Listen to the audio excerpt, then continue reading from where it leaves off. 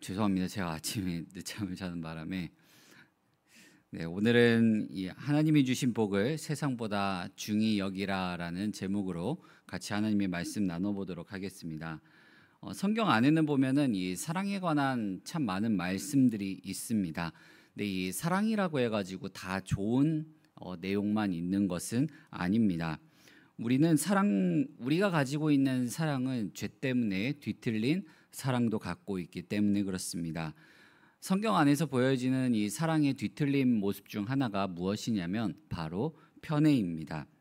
창세기 말씀을 보게 되면 이 편애 때문에 이 가정 안에 비극이 드러나는 경우가 굉장히 많습니다. 가인과 아벨도 그랬고요. 그 다음에 야곱과 에서도 그랬습니다.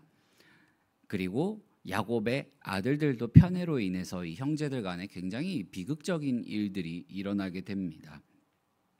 오늘 말씀을 보게 되면 이 편애 때문에 이 야곱과 에서 간의 이 뒤틀린 모습 그리고 결이 다른 모습들이 보여지게 됩니다. 어렸을 때부터 이렇게 태어날 때부터 달랐던 이 두 사람의 모습이 커가면서 부모님의 편애를 받다 보니까 이 야곱과 에서는 완전히 결이 다른 두 사람으로 성장하게 됩니다. 에서는 어떤 사람으로 성장하게 되냐면 이 들사람으로 성장하게 되고 야곱은 조용한 사람으로 번역이 되어 있지만 히브리 말로 보게 되면 이 말은 집에 머물기 좋아하는 사람이라는 뜻입니다. 두 사람의 활동 영역은 너무 다릅니다. 한 사람은 완전히 밖에서 돌아다니는 성향의 사람이 된 것이고요. 다른 한 사람은 집에 머물기, 그러니까 집순이처럼 집에만 있기를 좋아하는 사람이 된 겁니다. 이렇게 보면은 두 사람은 완전히 활동 영역이 달라. 한 사람은 밖에서 활동하는 사람, 한 사람은 집 안에서만 활동하는 사람이 된 것입니다. 그렇게 이제 나이가 점점점 서로 들어가다 보니까 둘의 관심사도 크게 달랐을 것이고 하는 얘기에 뭔가 공감대를 형성하는 것도 달라졌을 것입니다. 근데 이들이 커가면서 이 문제는 둘 사이를 더 서먹하게 만들고 멀어지게 만듭니다. 오늘 우리가 읽은 28절 말씀을 같이 한번 읽어보겠습니다.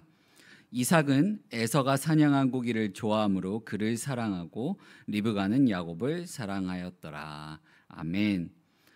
말씀에서부터 이 부모에 대한 부모의 편애가 확실하게 드러납니다.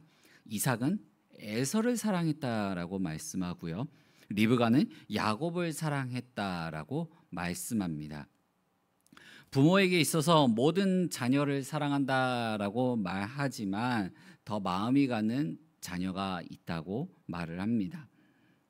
이삭에게는 에서가 그랬고요. 그 다음에 리브가에게는 야곱이 그랬습니다. 그러면 왜 이삭은 에서를 사랑했을까요? 이삭은 아브라함에게 있어서 약속의 아들이었습니다. 그 전에 아브라함 인생에서는 이삭 외에 자기의 아들이 이스마엘이 있었지만 그럼에도 불구하고 하나님의 말씀에 따라 그 상속자는 적정자는 이삭이었습니다. 또한 사라에게 있어서 이삭은 유일한 자녀였습니다. 그러니 이삭에게 있어서 그의 인생에 있어서 장자라는 의미, 그리고 장자의 축복이라는 의미, 그리고 상속권이라는 의미는 오직 장자에게 속한 것이라는 인식이 굉장히 강한 상태에서 자란 사람이었던 겁니다. 그러다 보니까 이삭 입장에서는 장자라고 하는 이 명분을 지니고 있는 에서가 더 마음이 갈 수밖에 없었을 것 같습니다.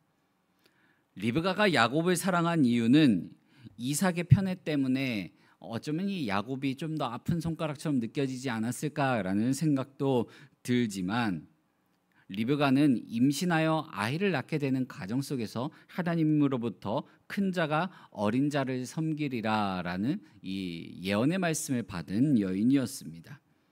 어떻게 보면 이 말씀 때문에 야곱을 더 사랑하고 더 편애한 것일 수도 있습니다. 그렇게 부모님의 두 편애를 받고 자란 이 두 형제는 그렇게 사이가 좋아질 수가 없었습니다. 각자 부모로부터 편애를 받던 형제에게 이제 이 일이 터지게 됩니다. 에서가 사냥을 나갔을 때 야곱이 죽을 쓰게 됩니다. 에서는 사냥을 나가서 돌아왔을 때 굉장히 굶주리고 몹시 지친 상태가 됩니다. 우리도 보통 이제 배고프고 지치게 되면 어떻게 됩니까? 빨리 지치게 되고 또한 이 굶주린 상태에서 보면 예민해지게 됩니다. 지치고 예민한 상태, 굶주린 상태, 힘이 없는 상태가 되다 보면 뭔가 사리분별을 분명하게 하기가 힘듭니다. 에서 입장에서는 지금 내가 너무 이 굶주린 상태, 힘이 빠져 있는 상태, 지친 상태에서 빨리 벗어나고 싶었습니다. 30절 말씀을 보게 되면 야곱에게 이르되 내가 피곤하니 그 붉은 것을 내가 먹게 하라 한지라. 그러므로 에서의 별명은 에돔이더라. 굶주리고 지쳐 있는 이 에서의 요청에 야곱은 기다렸다라는 뜻이 뭐라고 말하냐면 형의 장자의 명분을 오늘 내게 팔라라고 말합니다. 에서는 지치고 힘든 상황에서 벗어나기 싶어가지고 지금 막 향기로운 냄새가 나고 너무 먹음직스러워 보이는 그 죽을 쓴 야곱에게 그 먹을 것 좀 나에게 줄 수 없겠냐라고 말을 합니다. 보통 나이가 장성했다 하더라도 형제간에 그런 상황이 있다고 한다면 그냥 어떻게 합니까? 먹을 것을 내가 한 요리, 내가 먹을 것을 나눠주는 것이 맞습니다. 근데 야곱은 바로 그러한 형의 상태, 형의 마음, 그것을 이용해 가지고 장자의 명분을 자신에게 팔라고 말하는 굉장히 공격적으로 행동하는 사람이었던 겁니다. 여기서 우리가 봐야 될 건 뭐냐면 에서가 들사람이고 밖으로 막 돌아다니고 사냥을 좋아한다고 해가지고 사람을 향하여 공격적인 사람은 아니었다는 거죠. 반대로 말하면 야곱은 단순히 집에 있기 좋아한다고 해가지고 그가 온순한 사람은 아니었던 겁니다. 자신의 목적을 위해서라면 공격적인 행동도 하고 공격적인 말도 하면서 상대방에게 다가가는 사람이었습니다.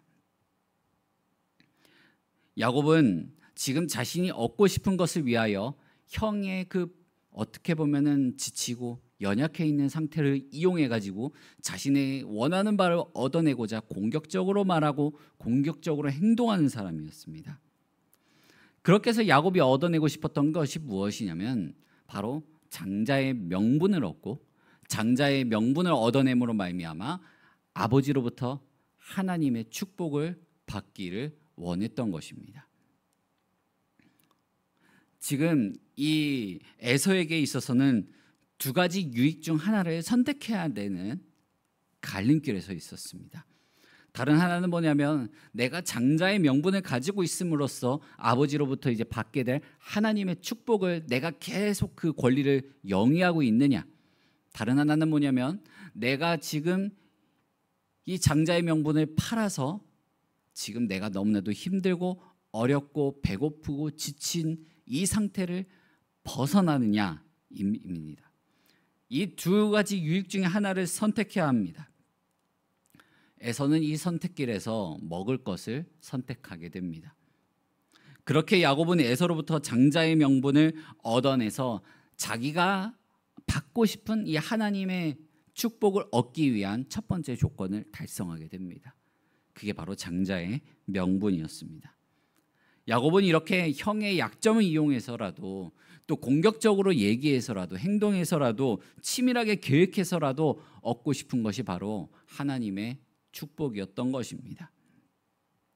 이제 야곱은 형으로부터 장자의 명분을 얻었기 때문에 그가 받아야 될 건 아버지를 속여가지고 얻어내는 하나님의 축복밖에 없었습니다. 근데 야곱은 이것까지도 얻어내게 됩니다.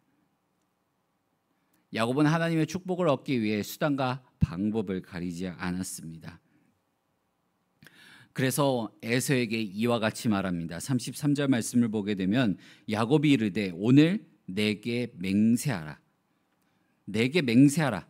에서가 맹세하고 장자의 명분을 야곱에게 판지라라고 말씀합니다. 야곱이 에서에게 명령합니다. 자기 형에게 장자의 명분을 팔라고 했을 때에도 명령했습니다. 에서는 배가 고파가지고 그 먹을 것 좀 줄 수 없겠니 간청했지만 에서는 이걸 먹고 싶으면 네가 가지고 있는 형이 가지고 있는 장자의 명분을 나에게 팔라라고 말했고 그리고 이제 더 강력하게 요구하는 겁니다. 내게 맹세하라는 겁니다. 야곱은 에서가 단번에 장자로서의 누리고 있는 그 모든 권리를 포기하도록 맹세하도록 만들게 됩니다. 이 맹세라고 하는 것은 굉장히 무서운 것입니다.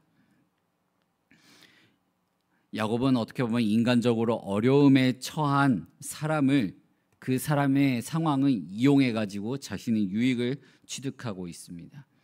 어떻게 보면 부당한 방법을 사용해 가지고 하나님의 축복을 받고자 한 것입니다. 하지만 말씀을 보게 되면 말씀은 야곱을 비난하지 않고 에서를 비판하고 있습니다. 야곱은 굉장히 비열한 사람이었습니다. 근데 야곱의 그런 비열한 방식을 비판하지 않고요. 장자의 명분을 가볍게 여긴 에서만 비판합니다. 히브리서 12장 16절 말씀을 보게 되면 음행하는 자와 혹 한 그릇 음식을 위하여 장자의 명분을 판 에서와 같이 망령된 자가 없도록 살피라라고 말씀합니다. 근데 말씀을 보게 되면 에서가 뭔가 망령되게 행동한 것이 없습니다. 비인간적으로 행동한 것도 없습니다. 그가 한 것은 장자의 명분을 가볍게 여긴 것밖에 없었습니다. 근데 히브리서 저자가 왜 에서를 음행하는 자와 혹 한 그릇 음식을 위하여 장자의 명분을 판 에서와 같이 망령된 자가 없도록 하라라고 말한 이유가 뭐냐면 유대인들의 전승에 의하면 에서는 결혼했음에도 불구하고 이방 여인과 결혼해가지고 부모님의 마음에 근심을 주긴 했지만 결혼한 이후에서도 계속해서 결혼한 여인들과 함께 만나서 놀게 되는 그런 부도덕한 행위를 했다라는 그런 유대인들의 전승이 있습니다. 히브리서 저자가 바로 이와 같은 유대의 전승을 반영해 가지고 이와 같이 에서를 비판한 것입니다. 근데 유대인들에게 있어서 성적 부도덕한 것은 잘못된 가치관을 가지고 있다라는 것을 뜻합니다. 그러면 에서에게 있어서 잘못된 가치관이 무엇입니까? 다른 그 어떤 것보다도 하나님의 축복과 하나님의 말씀보다도 당장 내 앞에 있는 욕구가 우선적으로 해결돼야 된다라는 것입니다. 그게 바로 뒤틀린 가치관이라고 히브리서 저자가 말하고 있는 것입니다. 오늘 우리가 읽은 말씀을 보게 되면 하나님께서 주신 축복을 사람이 얼마나 소중히 생각하느냐 이것이 가장 중심된 내용입니다. 에서는 하나님께서 주시는 축복을 별로 중요하게 생각하지 않았고 당장 내 눈앞에 있는 욕구와 유익을 해결하는 것을 가장 최우선적으로 생각하는 사람이었던 것입니다. 그래서 장자의 명분을 가볍게 여겼습니다. 하나님의 말씀을 가볍게 여겼습니다. 하나님이 주시는 축복을 가볍게 여긴 것입니다. 말씀을 보게 되면 야곱이든 에서든 둘 다 문제가 있는 사람이지만 우리가 그리스도인으로서 세상을 살아가다 보면은 우리에게 있어서 가장 큰 문제가 무엇이냐면 하나님의 말씀을 경히 여기는 것. 하나님이 주시는 축복을 바라보지 못하고 당장 내 삶 속에서 주어질 것만 같은 그 유익을 바라보고 그것을 가장 중요한 것으로 생각하는 삶의 모습이라는 것을 경고하고 있는 것입니다. 그래서 말씀을 보게 되면 하나님의 축복을 너무 쉽게 포기해버리는 에서보다는 그 축복이 자기 몫이 아닌 걸 알면서도 그것을 얻기 위하여 수단과 방법을 가리지 않고 원하고 있던 야곱이 더 나은 사람이라고 말하고 있는 것입니다. 사랑하는 성도 여러분, 오늘 우리가 읽은 말씀은 우리의 현재와 단순히 내가 살아가는 지금의 모습뿐만 아니라 미래의 모습에 관한 말씀입니다. 에서는 당장 어려움 때문에 미래의 것을 내려놨습니다. 하지만 야곱은 그렇지 않았습니다. 장차 나에게 주어질 그 축복, 그 하나님께서 나에게 주실 것을 소망하고 기대하며 형과 거래를 한 것입니다. 사랑하는 성도 여러분, 우리에게도 주어진 축복이 있습니다. 너무나도 먼 것 같습니다. 하나님의 나라가 우리에게 주어지는 것, 우리가 그 땅에 들어가서 아버지와 함께 영원한 삶을 영위하는 것, 너무나도 먼 미래의 일처럼 느껴지지만 그것만큼 우리에게 중요한 축복이 없습니다. 우리는 그 축복을 다른 것과 바꾸는 삶을 살아서는 안 됩니다. 사랑하는 성도 여러분, 그 믿음을 지키는 자들에게 하나님께서 주실 축복을 붙들며 세상의 것과 바꾸지 아니하며 하나님의 축복 안에 거하는 우리 모든 성도님들 되시기를 간절히 소망합니다. 기도하겠습니다.